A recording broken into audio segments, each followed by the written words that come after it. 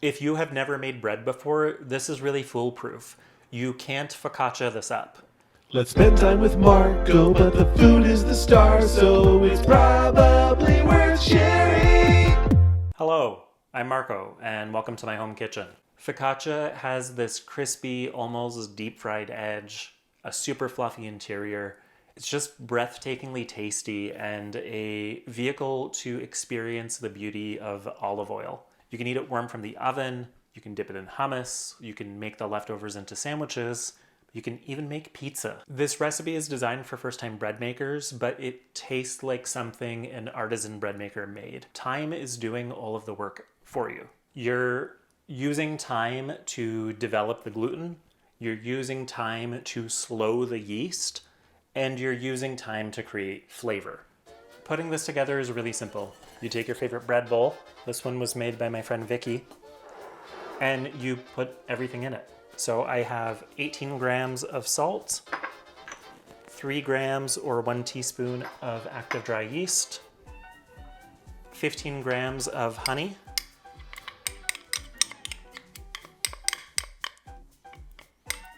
$60 grams of olive oil, 640 grams of water. This is gonna take an hour because this is made for coffee. And 800 grams of all-purpose flour. Now mix this together. You can use a spoon, I'm using my hand, and you want to stir this until there's no lumps of flour remaining. If you're doing this by hand, you can do like a swirling motion. You can pinch it like a claw, or you can do this scooping motion as well. But you're only mixing it for less than a minute, and then you're going to cover it and put it in the fridge. It's that easy. You can leave this in the fridge for 1 to 5 days, so it gives you a lot of flexibility for when you're going to make your final bread, and it gives you a lot more control over the final proofing to get the right timing for when it goes in the oven. Through the magic of YouTube, I now have dough that is ready. This has been in the fridge for 2 days. You can see that it has doubled in size. There's these beautiful, lovely bubbles. The next step here is to move this into the pan and let it proof before baking. I'm using this silicone-lined 13x9 pan, but you can use an unlined one. The silicone just guarantees you're gonna have a clean release and your focaccia won't stick to the bottom. I love these. I actually bought all of my baking sheets with the silicone liner because you don't have to use parchment for anything. It's like having a built-in Silpat. You want to pour a little bit of olive oil on the bottom, I'd say 1 to 2 tablespoons, and then move that around into every corner, all up the side walls, all throughout the whole pan, and make sure that you get every last surface so there's nowhere for the focaccia to get stuck on. Once your pan is thoroughly coated in oil, time to move the dough. Use your hands to gently pull it away from the side of whatever container you're using. And then gently pull the dough into your pan. So you can stretch this just a little bit bigger than the pan. So as it contracts, it's going to fit the size really nicely. If the dough starts resisting you or ripping, just leave it for 5 or 10 minutes before trying to shape it to the pan again. Your goal here is to have it go from edge to edge in an even thickness throughout. I'm going to cover this and leave it to proof for a couple of hours. Depending on the temperature of your house, see table, this will take between 1 and 6 hours to get to its final level of proofing. You can speed this up at this stage by putting 2 cups of boiling water into a turned off, cooled down oven, and that will help it proof within 1 to 2 hours. So I shall return. All right, so it's been an hour and a half. I have 2 doughs in front of me. I took these out of the fridge at the exact same time. I wanted to do this to give you a demonstration of what underproofing and good proofing looks like. This one I put in my steam oven on the proofing mode, So that keeps it at about 35 Celsius with additional moisture. This one that I've just had at room temperature, my house is about 19 Celsius. And you'll see this one's already risen almost to the top of the tray, where this one that I've just had at room temperature hasn't risen basically at all. The other thing you can look for is what I call the shake test. So if you shake this dough, there's not much happening. It's just kind of sitting there, not really moving. When you shake the proof dough, you'll see it has this really bouncy jiggling that happens. The bouncing and jiggling tells you a couple of things. There's a lot of air, the air is well contained, and the protein structure of the gluten is still holding, which means it's not overproofed.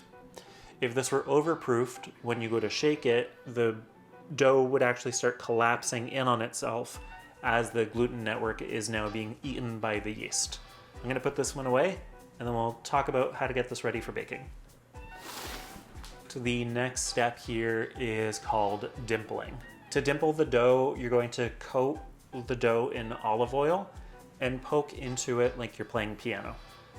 I have about a quarter cup of olive oil here, and I'm using a really good, flavorful, fragrant olive oil because that flavor is really going to come through in the finished product. And if you make this recipe frequently, it's super fun to try different olive oils.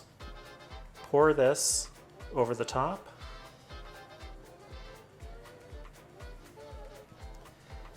Now, a really important step when you're dimpling the dough is to really coat your hands in olive oil to make them non-stick.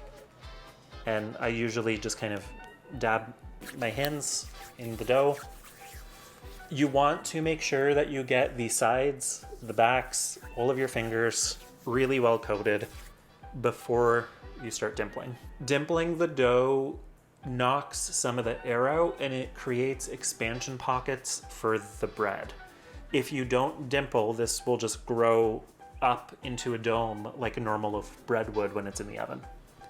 So to do this, you gently, slowly push down with your fingers into the dough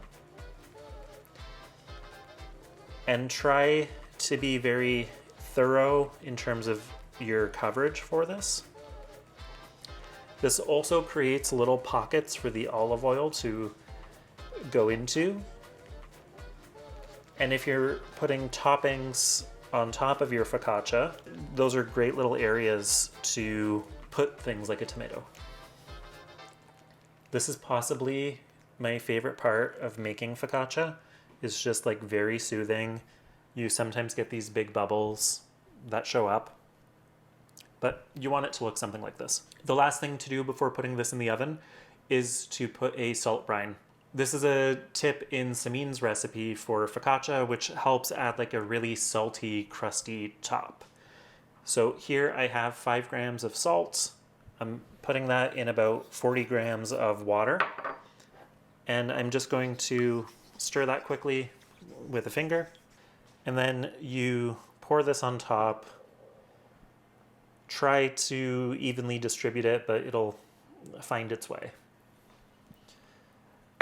The water in here will also create steam when it goes in the oven, which is really going to help this rise very quickly. So I'm going to put this into an oven that's preheated to 450, 425 if you're on convection, and it'll bake for about half an hour.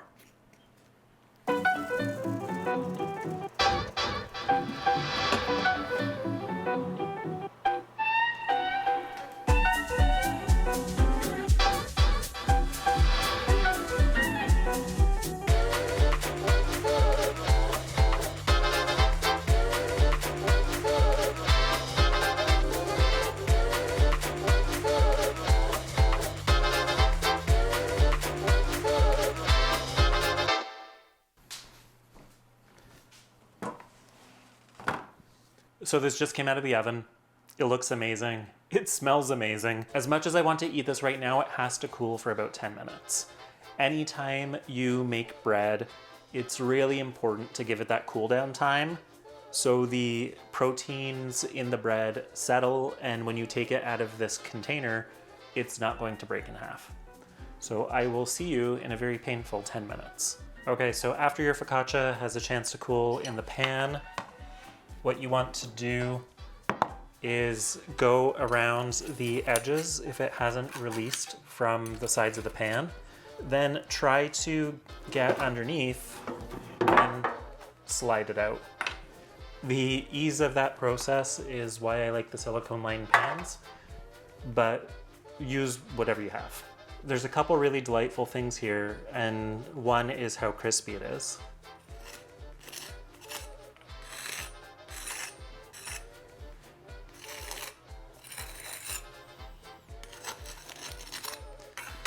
The other thing is how thick this is. If you're planning to make it in sandwiches, you want at least 1 inch thick. This one's 1.5 to 2 inches in places. So let's see what it's like.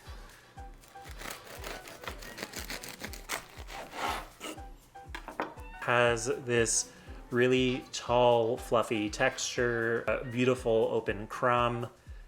The smell is intoxicating. I can't explain to you how good this smells. You just have to make it to experience it, but it smells amazing.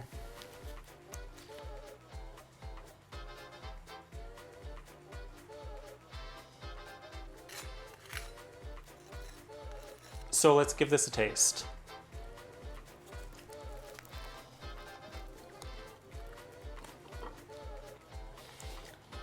It has no business tasting this good.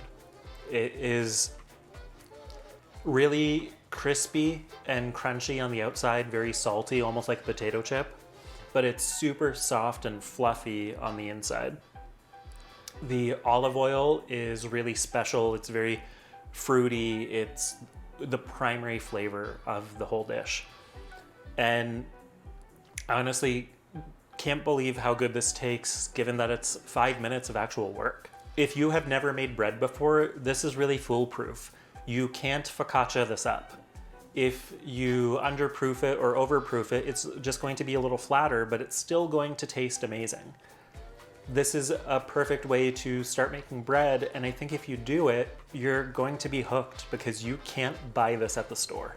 It's an amazing thing to make for the people you love, and if you want to impress someone, you should make this. If you make focaccia, please post about it in the comments. If you would like to learn more if you would like to see more bread recipes, please like this video, please subscribe, and I'll see you in the next video. Talk to you soon. So it's probably worth sharing.